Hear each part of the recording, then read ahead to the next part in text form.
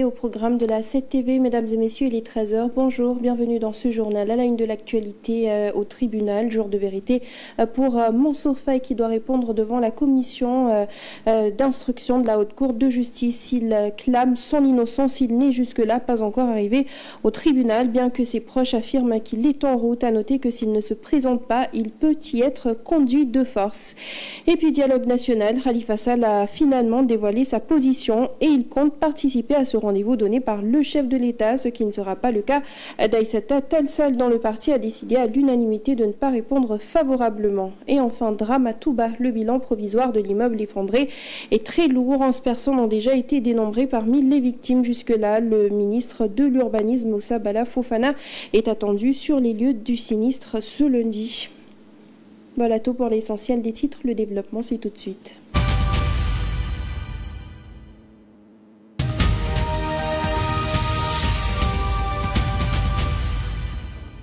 Ce lundi marque donc un tournant pour Mansour Faye. Il doit répondre devant la commission d'instruction de la Haute Cour de justice. Notez que convoqué à 11h, Mansour Faye n'est jusque-là pas encore arrivé sur les lieux. Et il faut savoir que si ce dernier ne se présente pas devant la commission d'instruction de la Haute Cour de justice, il y sera conduit de force conformément à la loi organique de 2002 sur la Haute Cour de justice et au code de procédure pénale. Les forces de l'ordre sont mandatées pour notifier ce mandat et avertir que tout refus entraînera l'émission d'un mandat d'amener. Ses proches assurent néanmoins qu'il est en route, seulement bloqué par les embouteillages. Pour rappel, son ancien collaborateur Aliousso est lui déjà sous bracelet électronique.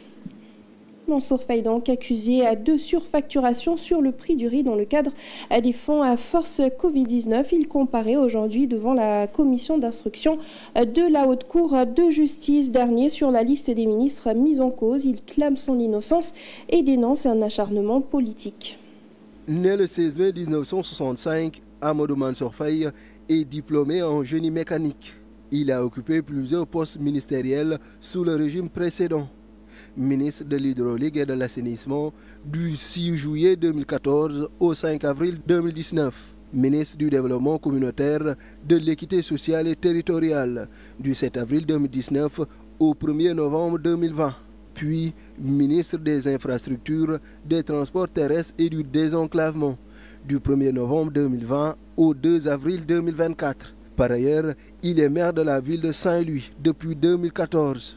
Ce lundi 26 mai, Mansour Faye sera auditionné par la commission d'instruction de la Haute Cour de justice dans le cadre de l'enquête sur la gestion des fonds alloués à la lutte contre la Covid-19. La Cour des comptes a en effet mis en lumière des cas de surfacturation présumés sur l'achat de riz, dans lesquels l'ancien ministre serait impliqué. Des accusations qu'il rejette catégoriquement, comme il l'a affirmé lors de son passage dans l'émission Faram Fatih sur la TFM. On a un budget de 69 milliards, mais on a retourné par quasiment 5 milliards. On a économisé pour l'État, alors qu'on aurait pu tout dépenser. Non. Selon la résolution de l'Assemblée nationale ayant conduit à sa mise en accusation, de lourdes charges pèsent sur lui. Le document évoque des indices et présomptions graves et concordants d'association de malfaiteurs, de concussion, de corruption, de prise illégale d'intérêt, de faux et usage de faux en écriture privée, de détournement de deniers publics, d'escroquerie sur les fonds publics, de blanchiment de capitaux, ainsi que de complicité dans ces différents chefs. Le préjudice provisoire est estimé à 2,74 milliards de francs CFA. Confiant, Mansour Faye affirme aborder cette étape avec sérénité. Il soutient que si les accusations concernent uniquement sa gestion des fonds Covid-19, son audition ne prendra qu'une fraction de seconde. Parce que amul dara lu ci taxaw. Sur les 5 anciens ministres appelés à comparaître devant la Haute Cour de justice, 2 sont déjà sous mandat de dépôt. Mansour Faye saura ce lundi si son sort prendra la même tournure.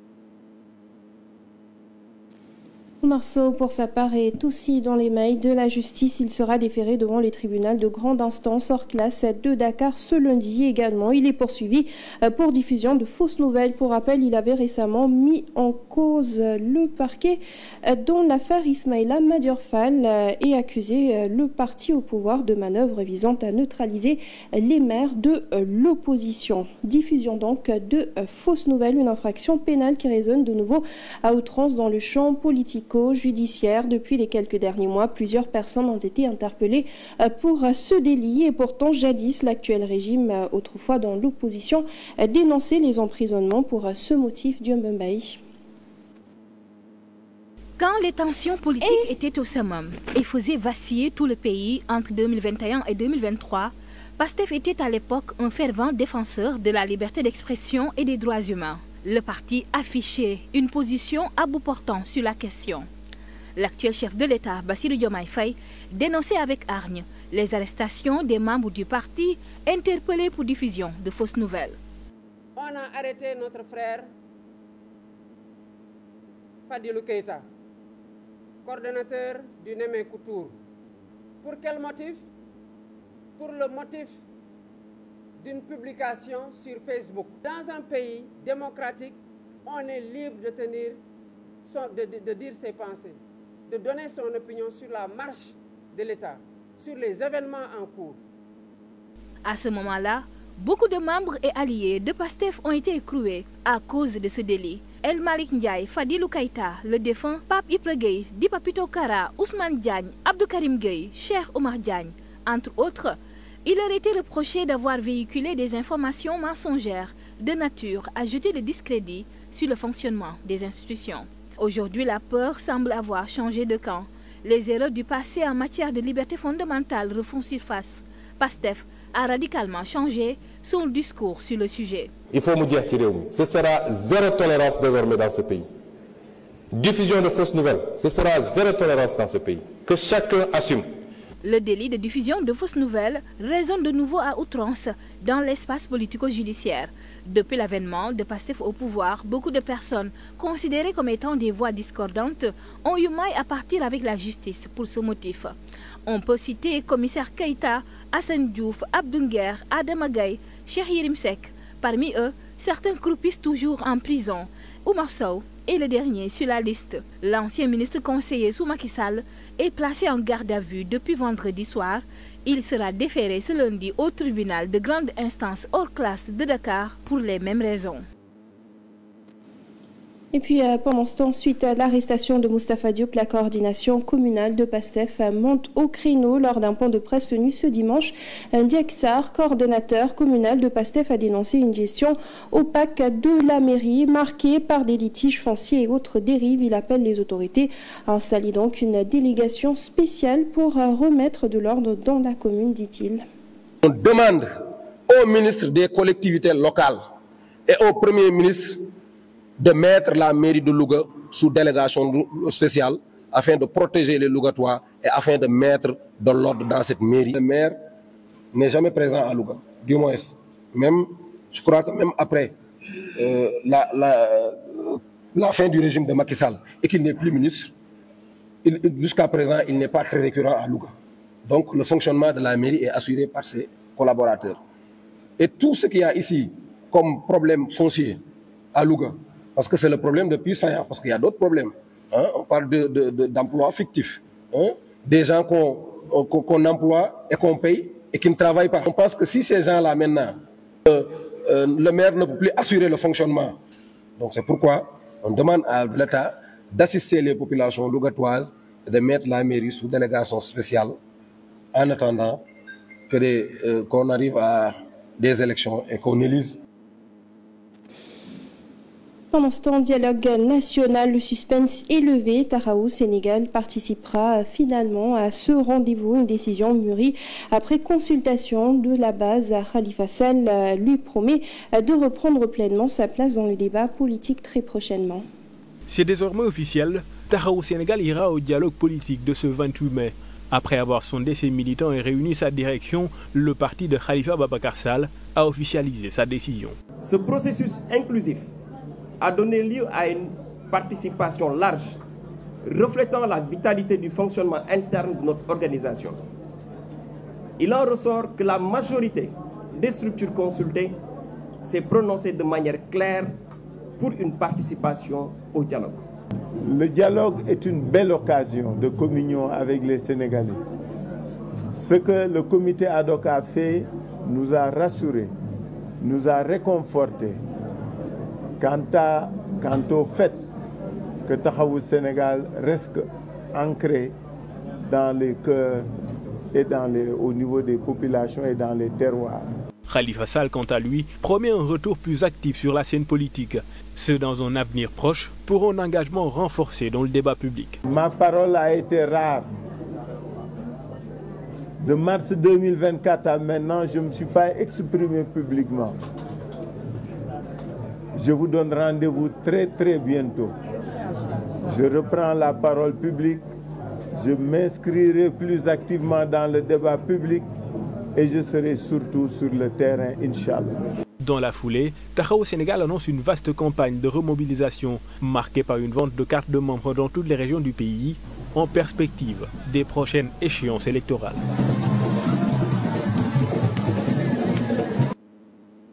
Madiop Diop, de son côté, salue l'approche inclusive adoptée par son parti membre de Taxawu Sénégal. Le maire de Grand Yoff dit se préparer à la remobilisation des troupes, ce commençant par sa localité. Bon, pour moi, ce qui est le plus important, c'est la façon dont on a pris la décision. C'est de faire une très large concertation au niveau national et international pour demander à nos militants est-ce qu'ils veulent qu'on aille à cela. Et ils ont tous accepté pour qu'on puisse participer à ce. Et c'est ça qui est important pour moi. C'est la façon dont on a pu prendre la décision. On a déjà démarré notre structuration au niveau de nos bases. Maintenant, on va continuer de faire un recensement global pour savoir après le nombre qu'on a. Maintenant, après, on verra ce que nous allons faire avec ce recensement-là. Au niveau local, je me battrai. Hein. Je me battrai pour rester toujours le leader de Grand Yoff, mais dans tout le Taxawu Sénégal avec Khalifa Sall. Espérons aussi les prochaines séances aussi de nous donner une large victoire. Et d'un autre côté, c'est un non pour Aïssata Tall Sall. L'issue d'une réunion cruciale tenue ce dimanche, son parti Osez l'Avenir a pris la décision de ne pas participer à ce dialogue national. Cette position a été adoptée après des consultations approfondies avec ses délégués régionaux et de la diaspora. Bien que les motivations exactes n'aient pas été immédiatement dévoilées, le parti a assuré qu'elles seraient officiellement communiquées dans les prochains jours. Le mouvement Gëm Sa Bopp, dirigé par Bougane Gueye Dany, de son côté, a conditionné sa participation à l'intégration de 8 points prioritaires dont les termes de référence. Parmi ces derniers figurent la situation des travailleurs licenciés dans les sociétés parapubliques ou encore la crise économique persistante, entre autres. Le 29 avril 2025, à travers une lettre officielle venant du ministère de l'Intérieur, adressé au mouvement Gëm Sa Bopp, l'invitant à prendre part au dialogue national qui est prévu le 28 mai prochain. Après avoir reçu cette lettre, le mouvement Gëm Sa Bopp Les Jambar a consulté les termes de référence du dialogue. Sur ce, il a jugé nécessaire l'intégration de certains points pour aller à un dialogue inclusif et consensuel. Puisqu'en vérité, le mouvement Gëm Sa Bopp a toujours souligné que le Sénégal n'a pas un problème politique mais plutôt économique. Et ça se voit aujourd'hui avec la situation dramatique du pays. Des pères de famille qui ne parviennent plus à joindre les deux bouts. Les licenciements abusifs. Par ailleurs, les gens sont envoyés en prison. Il y a la violation des libertés individuelles. Raison pour laquelle le mouvement Gëm Sa Bopp a fait des inputs adressés au ministère de l'Intérieur pour l'intégration de ces points évoqués. Aujourd'hui, le mouvement Gëm Sa Bopp est à l'écoute du ministère de l'Intérieur en attendant sa réponse. Et à la veille des travaux, du lancement des travaux du dialogue national, le Forum civil exprime son soutien à cette initiative présidentielle tout en appelant à une véritable concrétisation des recommandations. Le bureau exécutif du Forum civil a salué donc cette démarche du chef de l'État visant à renforcer la démocratie, les libertés publiques, les droits humains et le processus électoral. Cependant, le Forum civil émet une mise en garde solennelle. Le chef de l'État, dit-il, doit s'employer employé à donner sens et effet aux recommandations pertinentes et consolidantes qui sortiront de ce dialogue. Sur un tout autre registre à présent, cet effondrement d'un immeuble à Touba, le préfet de Mbacké dévoile les causes. D'après Khadim Anne, les normes de construction n'ont pas été respectées, situation qu'il déplore. Il rappelle que les personnes présentes sur le chantier étaient notamment des ouvriers, des maçons, des plombiers, des électriciens, dont le nombre exact n'est pas connu. Néanmoins, le bilan est lourd actuellement, 11 morts et 7 blessés. C'est le bilan provisoire. Le gouvernement, de son côté, a envoyé une délégation à Touba. Moussa Bala Fofana, ministre de l'Urbanisme, est attendu sur les lieux du sinistre aujourd'hui. Face à cette tragédie, le ministère a annoncé un plan d'action complet en 5 points. Et puis sur les routes, la Direction générale des transports routiers a validé plus de 120 000 dossiers d'immatriculation des motos 2 roues sur plus de 149 000 demandes, soit un taux de 65%, des résultats jugés satisfaisants selon le directeur Valdio Diondjaye qui faisait le point au terme du délai accordé aux conducteurs. Sur 149 048 demandes d'immatriculation de motos, 124 248 ont été validées. L'annonce est faite par le directeur général des transports routiers qui a fait le point à la veille de la date butoir. Les opérations auront duré 5 mois, dont une prorogation de 2 mois accordée en mars dernier. Les résultats obtenus dépassent de loin les attentes selon Valdio Diondjaye. Ils sont 7 fois supérieurs à ceux enregistrés durant toute l'année 2024 où 18 600 motos ont été immatriculées au niveau national. Valdio Diondjaye rappelle qu'au niveau régional, d'excellents résultats ont été enregistrés. Le taux gravite autour de 65%. Cependant, des difficultés ont été notées dans certaines régions ayant obtenu de faibles résultats. Des milliers de dossiers n'ont pu être traités à cause de l'absence d'un certificat de vente exigé, et ce, pour parer à toute tentative de fraude. Le ministère des Infrastructures, des Transports terrestres et aériens, en collaboration avec ses différents services, prévoit d'autres mesures à partir de la semaine prochaine. Des certificats de dépôt provisoires seront produits pour permettre à toutes les demandes déposées d'obtenir un document leur permettant de circuler librement. Sur un tout autre registre à présent, parenthèse religion, à l'ère de la technologie, bien plus qu'un simple objet de dévotion. Nous faisons le focus sur le chapelet cet après-midi qui incarne également la foi et la tradition. Dans l'islam, traditionnellement fait à partir de matériaux naturels, il a au fil des années connu des évolutions et en cette époque du numérique, il s'est adapté à la modernité. De nos jours, on voit la montée des chapelets électroniques. Un dossier signé Moussa Mani. À première vue, il peut être perçu comme un objet banal, mais pourtant, il renferme beaucoup de mystères. Selon plusieurs croyances, cet objet de dévotion fait partie du quotidien de plusieurs musulmans. Il est aujourd'hui très prisé par de nombreux religieux pour des raisons multiples. Avec l'évolution, les gens ont jugé utile de créer des chapelets de ce genre. Le but, c'était de ne pas se tromper durant le décompte, parce que du temps du prophète, c'était avec des pierres.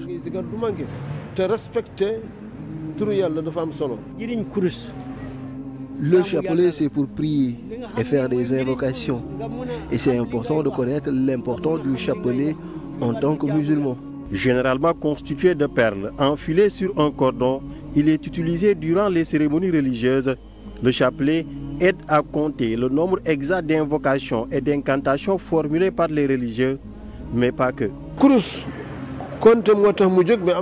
Le chapelet, ce n'est pas uniquement pour faire le décompte. Il renferme plusieurs secrets à cause des noms d'Allah qui sont prononcés.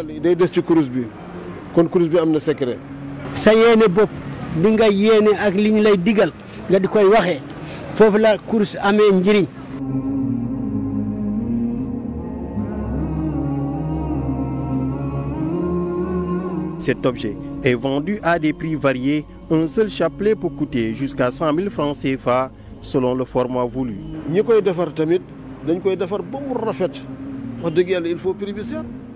Ceux qui fabriquent les chapelets l'embellissent de telle sorte que cela puisse attirer les fidèles.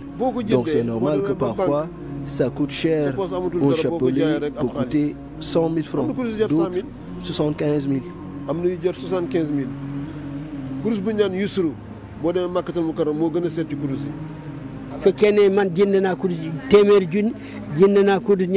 Le prix n'est pas trop important si l'on ne sait pas se servir du chapelet.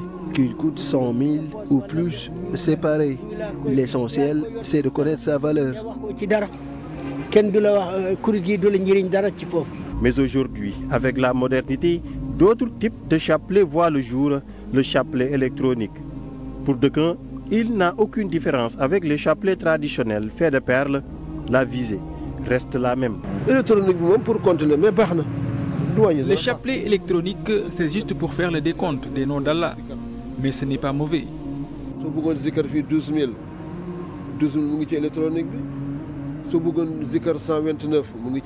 Mais de préférence, le chapelet traditionnel est meilleur parce qu'il renferme tous les noms d'Allah. Mais bii moo gën parce que bii nee naa la allahuma moo fi nekk allahu moo fi nekk.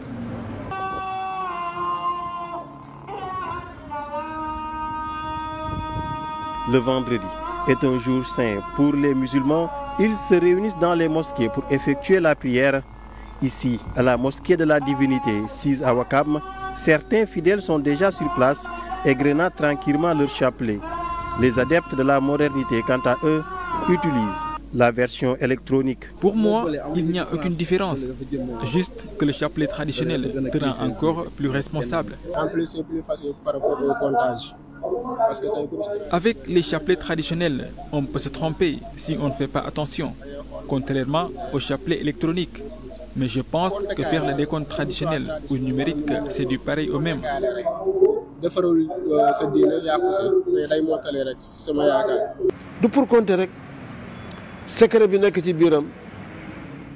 Ce n'est pas seulement pour faire le décompte, non, il y a plusieurs secrets dedans.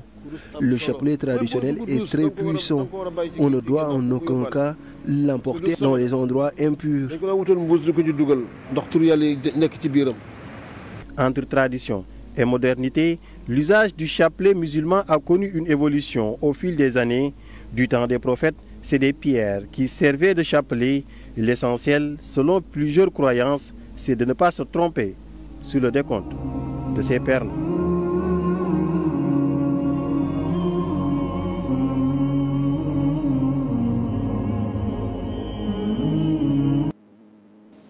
Place tout de suite à la revue de presse.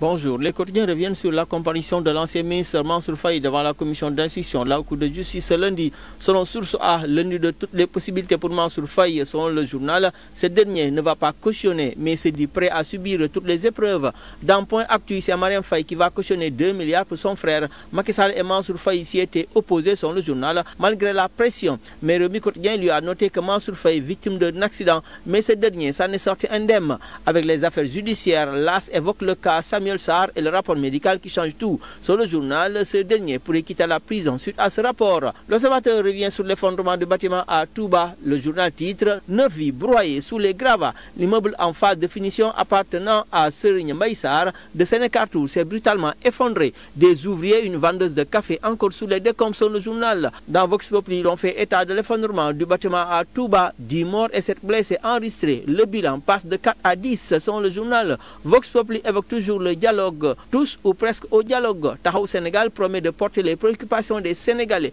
Les Échos fait savoir que la classe politique se présente plus que jamais divisée. Enquête lui indique que le boycott du dialogue national prend du plomb dans l'aile. Le Parti socialiste a pour sa part annoncé avoir décidé de participer à ces concertations. Il ajoute par ailleurs que différents partis de l'opposition vont se retrouver ce lundi pour essayer de mettre en place des consensus sur certains points avant le rendez-vous du 28 mai. Selon le quotidien avec ses participation au dialogue, le journal argue que Macky, combien de divisions? Selon le journal du groupe Avenue Communication, plusieurs responsables de l'APR vont prendre part à ce dialogue et que les anciens alliés ne suivent pas le boycott de l'ancien président Macky Sall. Concernant Gëm Sa Bopp en particulier, le journal L'Info rapporte que ce mouvement n'a encore dit oui ni non. Bougane Gueye et compagnie trouvent qu'il est nécessaire d'insérer dans les thèmes de référence d'autres questions aujourd'hui plus préoccupantes et urgentes pour les populations. Le Soleil lui écrit que tout est mis en œuvre pour que ce dialogue soit inclusif inclusif, méthodique et orienté vers des résultats concrets, selon toujours le facilitateur général de ces concertations, Cheikh Gueye, qui donne des assurances dans les comptes du journal. Le Peuple quotidien lui parle de tout à fait autre chose. Il s'agit d'El Malik Ndiaye avec l'achat de véhicules pour les députés. Le journal titre quand El Malik ravale son vomi. En sport, les Échos révèlent qu'Ama Baldé et son frère Pathé activement recherchés par la police. À l'origine, une farouche opposition à l'arrestation de leur neveu. Un gradé de la police blessé. Le neveu s'échappe. Ama et Pathé en fuite.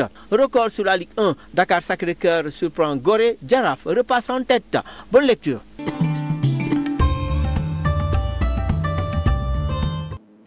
C'est la fin de ce journal. Merci à vous de l'avoir suivi. À 14h, vous avez le Wolof. Merci, bonne suite de programme sur la 7 TV.